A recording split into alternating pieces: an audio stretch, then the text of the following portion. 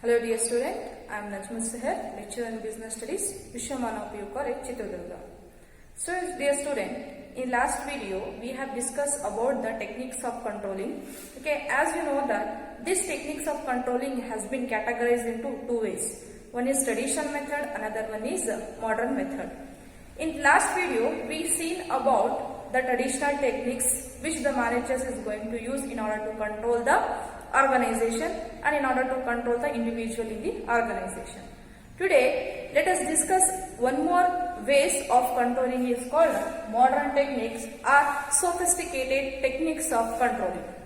So, as you know that modern technique here refers to the recent origin in the management literature. Okay, the recent development in case of management literature. Okay, this modern techniques give a refreshingly new ways or new thinking to control the various activities of the organization. That is what the modern techniques.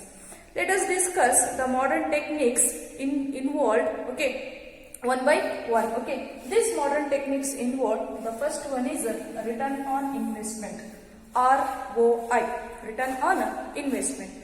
The return of investment is basically it is a financial tool to control the management and the organization. It is a financial tool in the hands of management. It is a financial tool in the hands of management. In the hands of management to control management and organization. Okay, basically it is a financial tool. Okay, financial tool which is used to control the operations of the organization as well as in order to measure the efficiency of the management.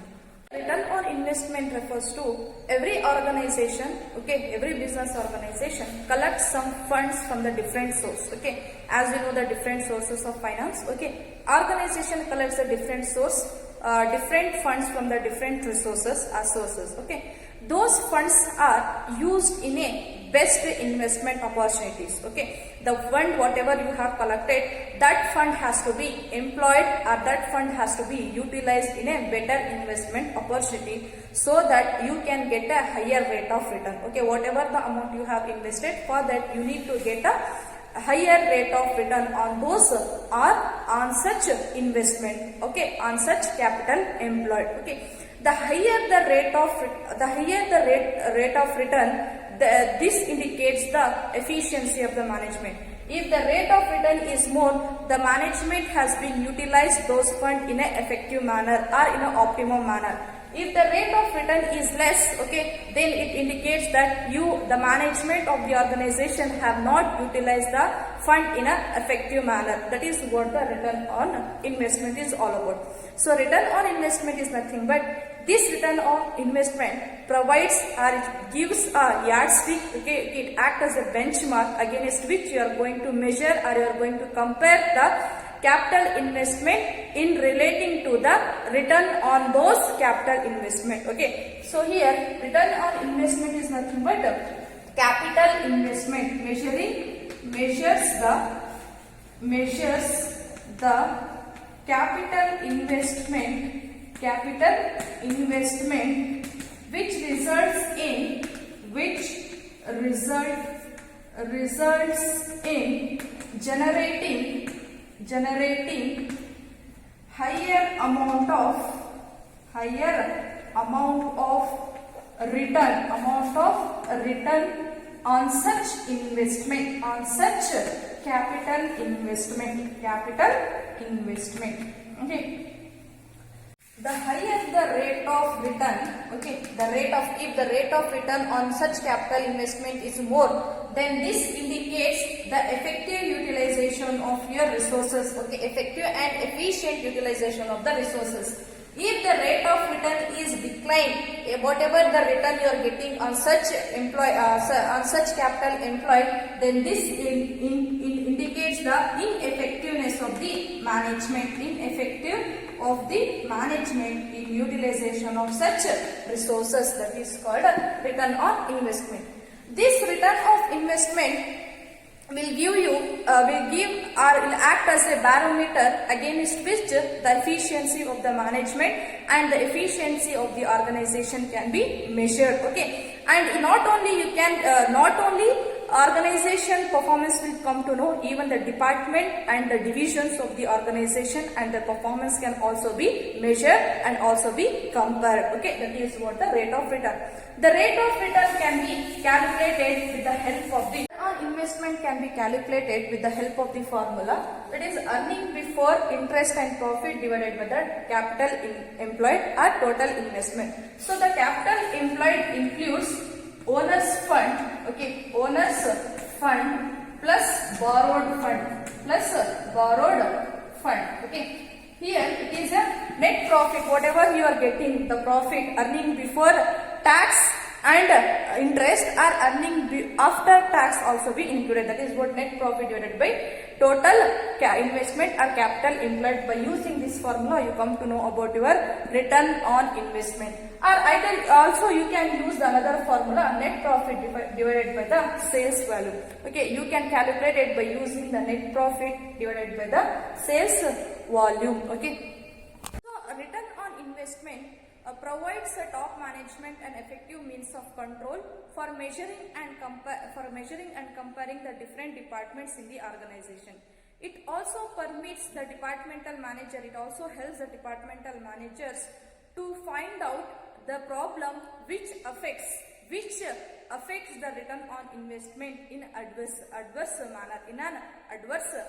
So this return on investment will also useful for the top level management in order to measure the performance of the organization, and also it helps to the division manager or departmental manager to know the causes, to know the problem, to find out the problem for not getting enough return. Okay, in order to know that this return on investment is very useful. Okay, in order to control. Okay, the return on investment is nothing but every organization borrows from the different source.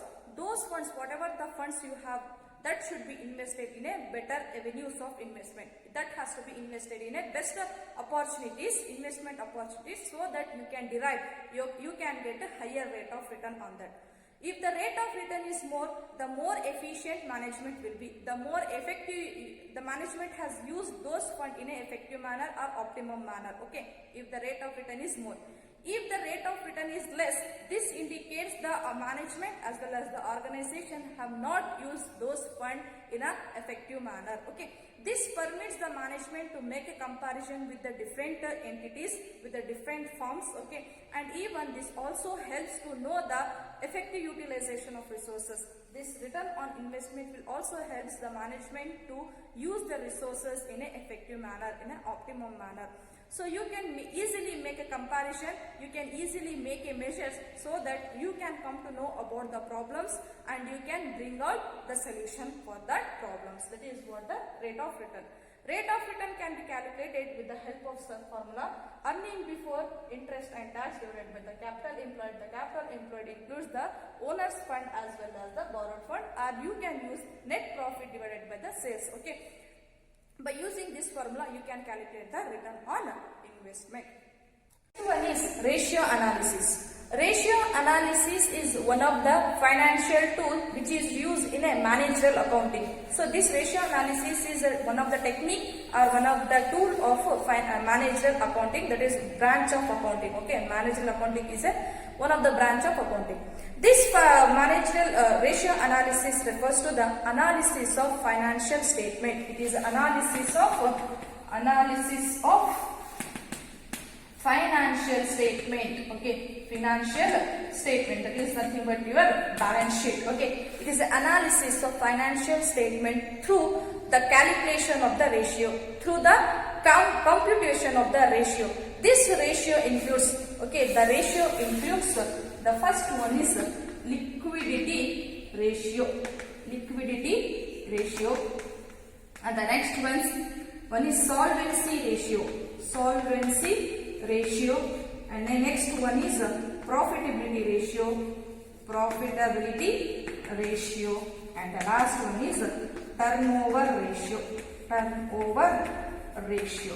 These are the ratio is calculated in order to control the organization. That is what? Ratio analysis. So the ratio analysis is nothing but analysis of your balance sheet, analysis of your P&L account as well as the balance sheet. That is what? A ratio analysis.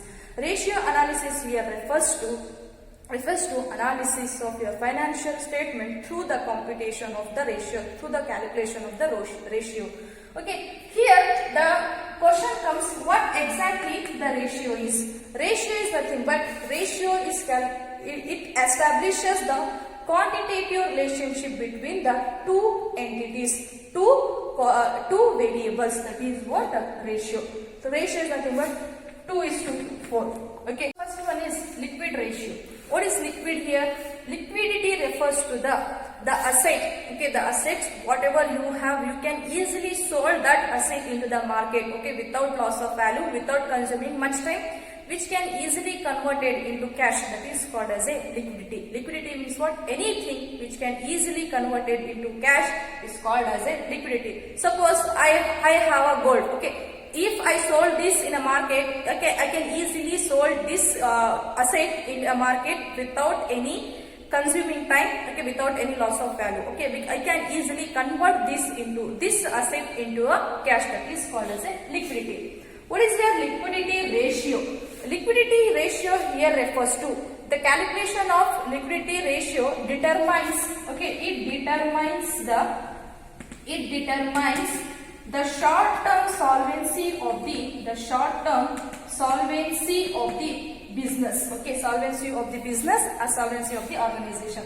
The calculation of the liquidity ratio helps the managers or helps the top level management to know the solvency of the organization, the short-term solvency of the organization.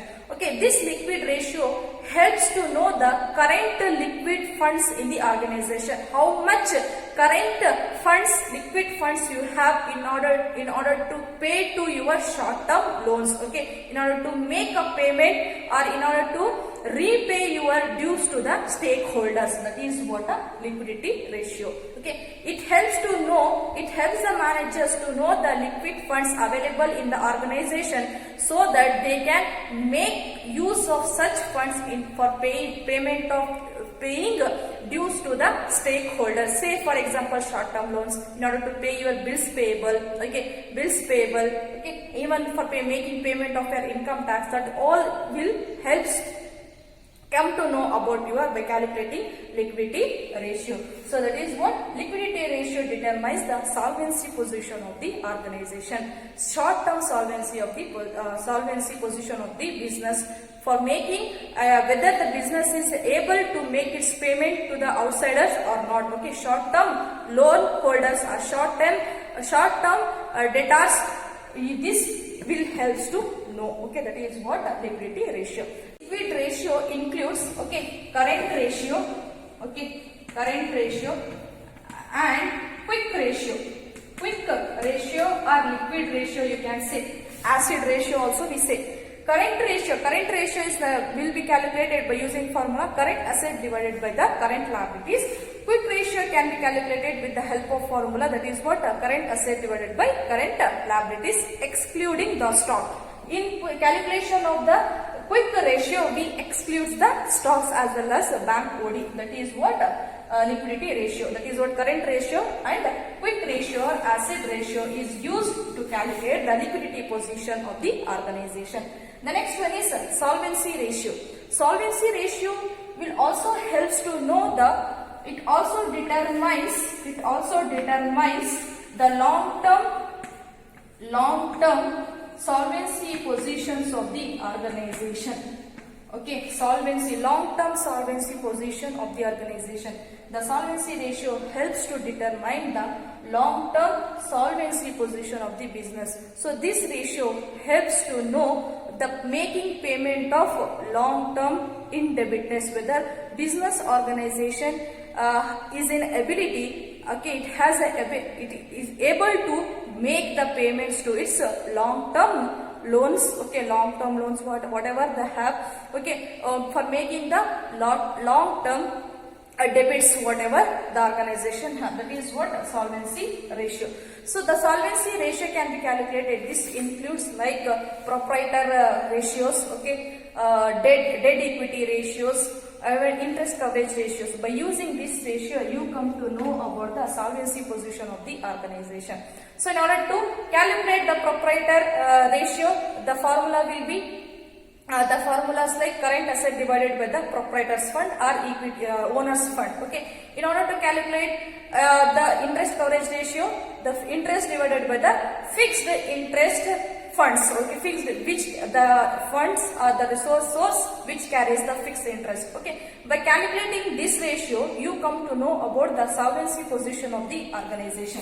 The solvency ratio helps to, it determines the long-term solvency position of the organization. Whether a company is able to meet its long-term loans, okay, its long-term debits, okay, whether the company have a liquid fund with itself in order to make its long-term debts. Okay, that is what solvency ratio.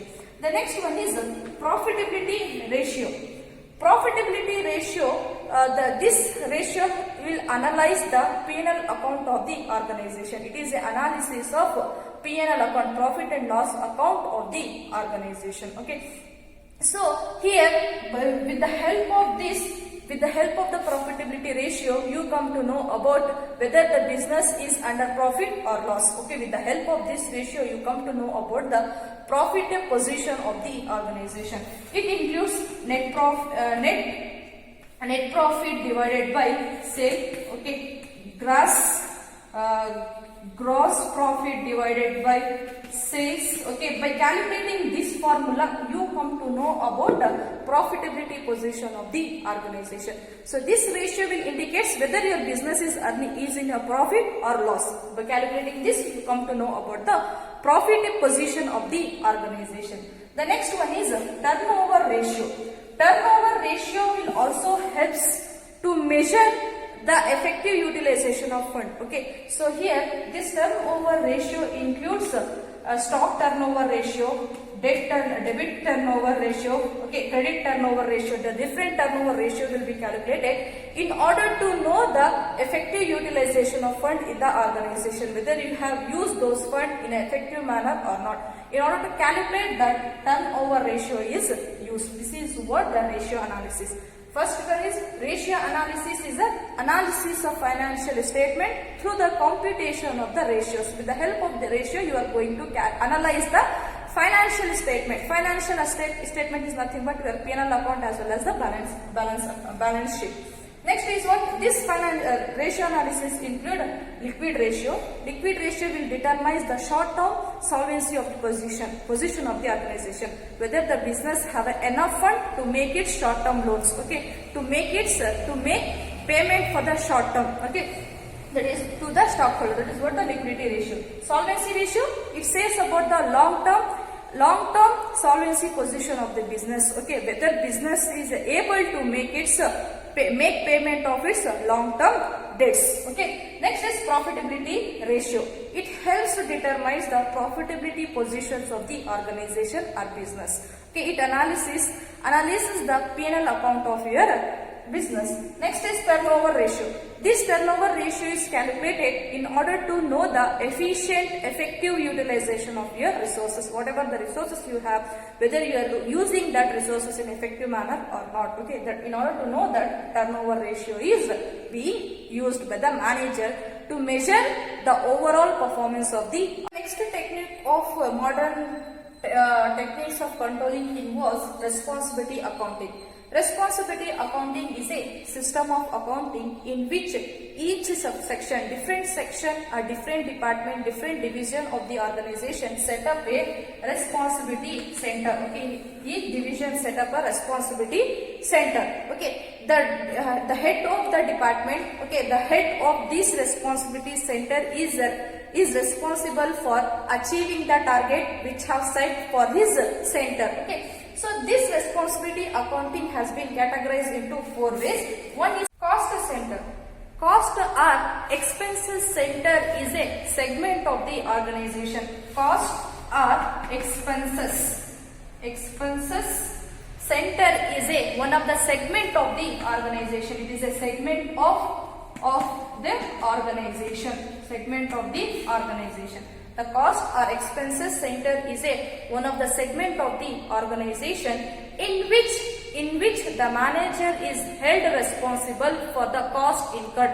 So here in this center, the manager, the duty of the manager or the responsibility of the manager is to know the cost incurred, okay, but not the revenue, okay. Whatever the cost they have been incurred, okay, whatever the expenses they have made in that particular segment is the responsibility of the manager, but not the revenue, okay. So here under organization, under manufacturing organization, production department or production segment will be considered as a cost center, okay. So cost center is nothing but the expenses center, okay. Here the manager is only responsible for the expenses incurred in that particular center or in that particular segment, but not for the revenue, okay, but not for the profit, but not for any other centers of the organization. He only responsible for the cost incurred, but not revenue. So the production department will be considered as a cost center in the manufacturing organization.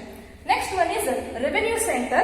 Revenue center is also one of the center or one of the segment of the organization in which the manager is held responsible for the revenue earned, but not the profit, okay, but not the profit, okay. So here the manager is responsible only for the revenue. So this center only responsible primarily concerned with the generating revenue. So the marketing department will be considered as a revenue segment, okay, revenue segment. The next one is profit center. Profit center is also one of the segment of the organization. Here the manager is responsible for the both means here cost and revenue. So the under profit segment, the manager is responsible for the cost and revenue. So under the organization, the repairs and maintenance department will be considered as a profit center or profit segment. If the repair and maintenance department providing his services to the other departments of the organization for some consideration, then that will be considered as a profit center in the organization. So repairs and maintenance department will be considered as a profit center. The manager in this department or in this segment is held responsible for the both cost and revenue, okay, cost and revenue. That is what profit center. The last one is investment center. Investment center is also a segment of the organization. The manager in this center is not only responsible for the profit, but he is also responsible for the investment made in the different department in the form of asset, okay. In the form of asset, whatever you have invested in the different segment, he is responsible. So investment center is nothing but the manager in this segment not only responsible for the profit, but also he is responsible for the investment made in a different departments, investment made in the different department in the form of assets, and the return whatever you are getting from the each department or each segment or from the each center will be considered as a base for judging the performance of this center. That is what investment center. So under investment center, manager responsible not only for the profit, but also he is responsible for the investment made in a different departments in the form of asset, okay. Whatever the return, whatever the profit you are getting from the each department, that return will be considered as a base for judging the performance of this particular segment. That is what responsibility accounting. So here each manager will have certain responsibility, certain duties to do in the organization. That is called as a responsibility accounting. So first one is what? Cost center or expenses center, in which manager is held responsible only for the cost incurred, only for the expenses have made in the organization. Next is revenue center. Here the manager held responsible only for the generating the revenue in the organization. So marketing department will be considered as a revenue department. Next one is profit center. So here the manager is held responsible for the both cost as well as the revenue. Here repairs and maintenance department in the organization will be considered as a profit center.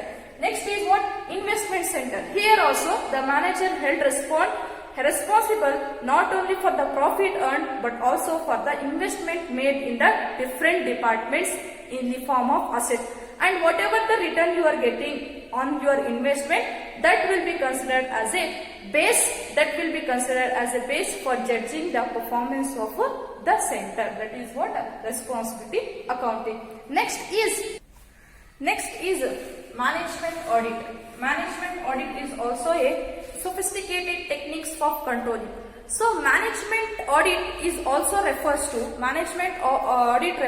the systematic appraisal of overall performance of the management in the organization. So it refers to systematic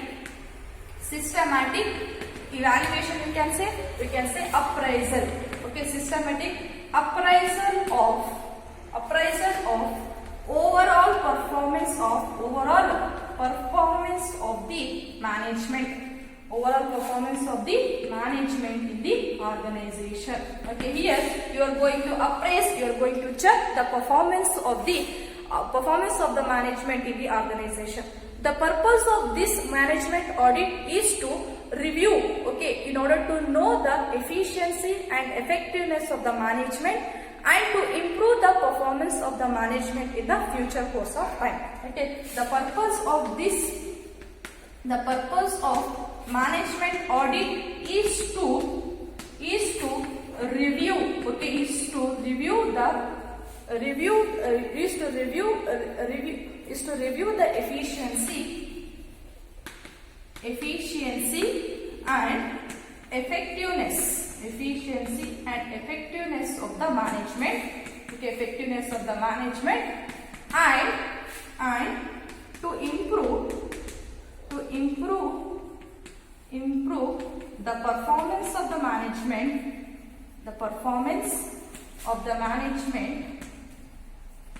in future period. That is what? Management audit. So the main intention of using this management audit is to perform the management performance in the organization. How the manager is performing, how the functions of management is doing in the organization. In order to know that, management audit is done. Okay, the management audit will be done either by the internal auditors or from the outside auditors. Okay, the systematic appraisal of overall performance of the management in the organization is called as a management audit.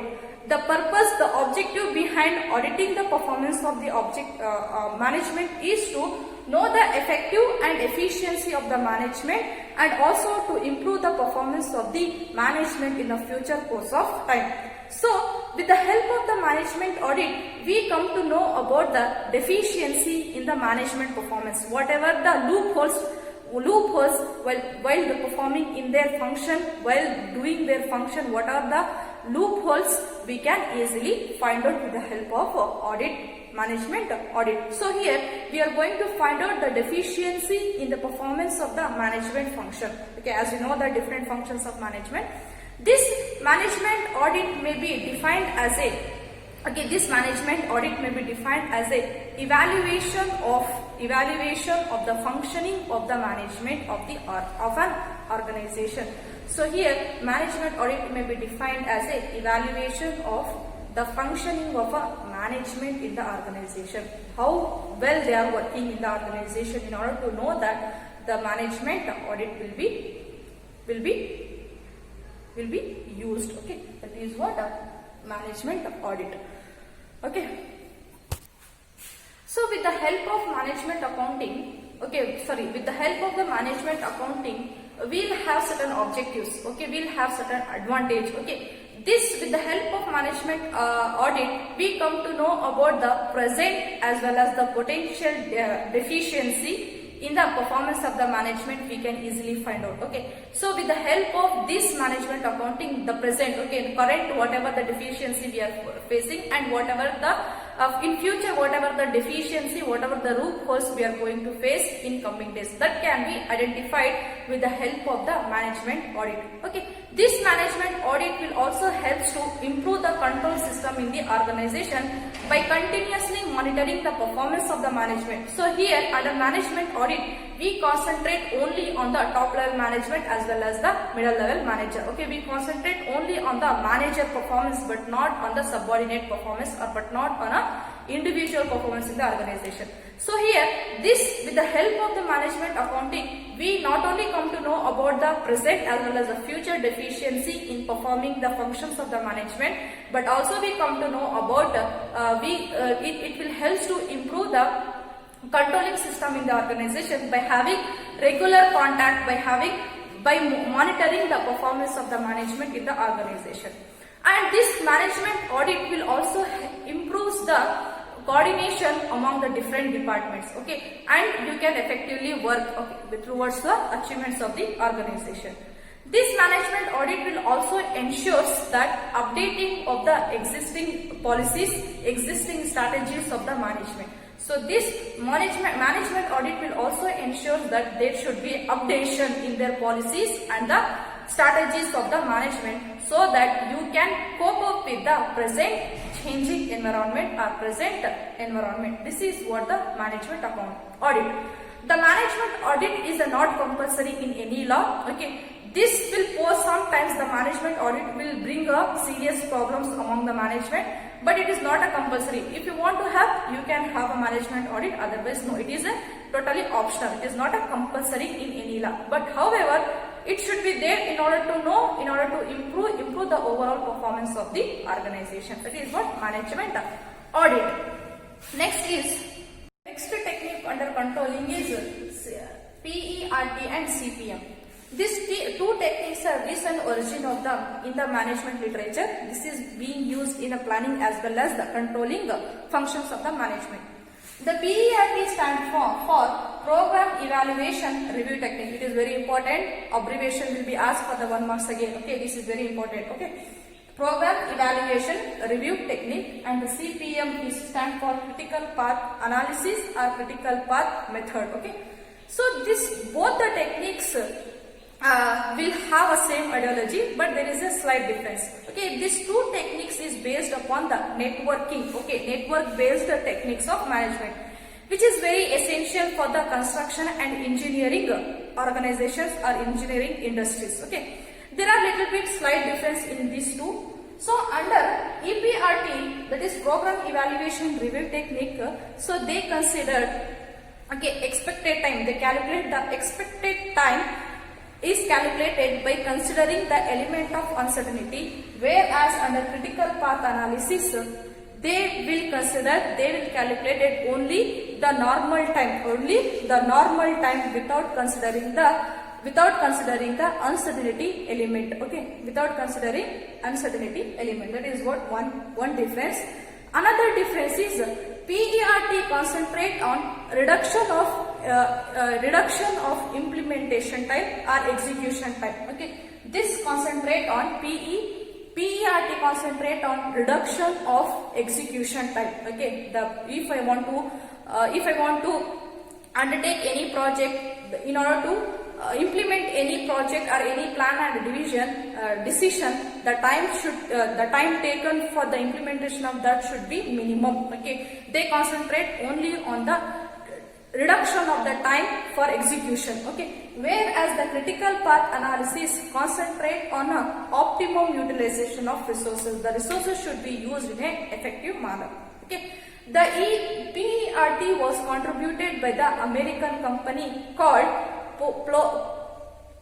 Polaris Ballistic Missile Company. Okay, it is a missile program, and whereas it is also invented by the DuPont Company of America. Correct me if I am wrong in pronunciation. Okay, and apart from this difference, the basic ideology of PERT and CPM is the same. Hence, both are discussed in together. Okay, both should be discussed in together. So the steps involved under PERT is, first one is what? Listing the activities. Listing the activities, whatever the task you are performing, that should be listed first. Activities. Next one is arrangement of those activities. After arrangement of activities, you have to fix the time. Fixation of time. Fixation of time. And next is determining the critical path. Determining the deviation or critical path. Critical path. And the last one is correction. Last one is corrective measures.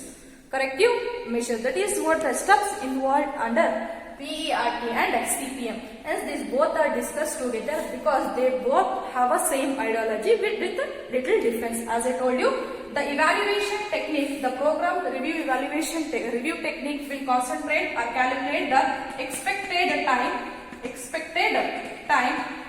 with the element by considering the uncertainty, whereas the critical path analysis considered the normal time without considering the uncertainty. The CPERT will concentrate on reduction of the execution time, whereas the critical path analysis concentrate on optimum utilization of resources. These are the two slight difference. So therefore, these two techniques will be discussed together. The process include, the steps include under PERT and CPM is listing the critical activities. Okay, first you have to identify the jobs that you have to perform first. Okay, and the relative jobs should be identified. Okay, that you have to perform in the organization. That is what listing of activities. Next is arrangement of those activities. Here, whatever the activities you have, that should be arranged in a logical manner. Okay, scientific, systematically you have to arrange those activity preceding, concurrent and subsequences. That in that list you have to arrange the activities of the job or activities of the organization. You have to arrange in a logical manner, sequential manner. Okay. After the arrangement of the activities, after the arrangement of the task, next is fixation of time. In order to complete a particular task, how much time will consume? Okay, that is what you have to establish the standard time in order to complete a particular activity or in order to complete a particular task. You have to fix the time. And the last one is determining the critical path. Next one is what? You have to determine the critical path. Okay, which leads to the effect on the, which have an effect on the profitability of the business or performance of the business. Such critical path you have to be identified. That is what key result areas that you have to be identified. After identifying, the next one is corrective measures you have to take. And after the deviation you have found, after the critical path you have found out, for that you have to give the corrective measures or corrective actions. Let us discuss with this stuff with the help of one diagram. So this is what the example, this is what the diagram, we can easily understood the PERT and CPM method. Okay. So this is what here the activities that has been arranged. Okay. The activities are arranged in a sequential manner. That is what your second thing. First is what? Listing the activities. List out the activities that you have to perform. That is, this is what the activities you have to perform. Okay, this is what the activities. And those second step is what? Those activity has to be listed in a logical manner. That is what? In a logical manner you have arranged those activities, those jobs. The third step is what? Fixation of the time. Next what you are doing? The time you are fixing to the each activity in order to complete. Okay. And the next step is what? Determining the critical path. So here the paths, determining the critical path. So first path is A, B, C, F, G, H. This is the first path, and the next path is B, A, B, D, E, G, H is the second path. Next is what? You have to time taken, total time you have taken. That is what the first path has taken 20 days, and the second path has taken the 17 days. So here you are determining the critical path. Okay, determining the critical path. Okay, so you have determined that the So the path 1 has taken a longest time in order to complete a particular project. So here the management can control or can eliminate those critical paths and can take any actions or measures to minimize and those tasks, okay, in order to complete the given project. In order to complete the given project, so manager can here easily minimize his execution time and even can effectively utilize the resources, okay. And whatever the correction action is needed, that action can be here taken by the manager. So this PERT helps the manager to identify the critical path. So it also helps the management to reduce the execution time and also you make use of the resources effectively. So here manager have an entire control over the project which he has undertaken. But the major thing is, it is not easy for the manager to identify the critical path if the task is repetitive in nature. If any task is repetitive in nature, it is difficult to identify the paths, okay, identify the critical path. And the next is, this particular technique is not suitable for the small scale organization, and even manager should possess the knowledge about it. Okay, this is what the PERT and CPM. Okay. Technique under modern techniques of control is MIS, Management Information System. Management Information System is a basically computer information system, computerized information system which provides information and support for the managerial decision making. Okay, this MIS gives the information, gives data to the manager whenever required. Okay, so this MIS helps the manager, that is the decision makers, requires up-to-date knowledge regarding up-to-date information as well as timely information as well as accurate, right, correct information is needed in order to take any kind of decision in the organization. Okay, MIS, Information Management System, provides the information to the manager by processing that information, okay, by systematically processing the massive data, okay, large data in a organization. It gives the correct information, accurate information to the manager. Okay, this acts as an important tool for the organization. Okay, MI is also considered as an important controlling technique as it provides data and information to the manager whenever is required. Okay, it provides the information and data relating to the organization in time. Okay, so that the manager can take appropriate corrective actions, appropriate measures when the performance or in case of any deviations from the standards. Okay, in case of any deviation, any variation when compared to the standard, then this information system provides the complete details required, okay, to the manager. That is what the MIS. This MIS act as it facilitates of collection, management and dismiss of the information, disposal of the information to the various department of organization, and also it provides and it gives information to the across the department of the organization. So it collects the different department information, maintain it, and whenever required it will gives the information to the different departments of the organization, even across the departments of the organization. That is what one of the function of the MIS. And later, this MIS is also helpful for planning, okay, in order to forecast, that will also helpful, and in order to control, this MIS is also useful. And this MIS will also useful to have a communication, to have a coordination between the department. This is what the MIS. MIS is basically a computerized information system which collects, which maintains and which dismisses the information to the different department of the organization whenever required. Okay, that is what management information system. So here completes the first part of your syllabus, that is what the overall management functions of management is completed till here. Okay, this is what the first part completion. Okay, so next we are going to discuss the second part of your syllabus is in the next class. Okay.